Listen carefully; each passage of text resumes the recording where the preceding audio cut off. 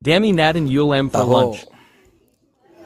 Taho with malunggay, yan yung nabraw, bangus. At yan ang pinakakuan natin, sitaw. Yan. Buto ng sitaw, yan oh, may karne. Yan ang ulam natin oh. Lagyan na repolyo, yan. Sarap, ha? Ba? Ano? Sitaw na may karneng may mga na buto-buto. Si repolyo, yan oh. Sarap. Kaya na tayo mga idol. Ulam natin. Ano ulam? No. Sarap. Kanin. Ano? Tabi.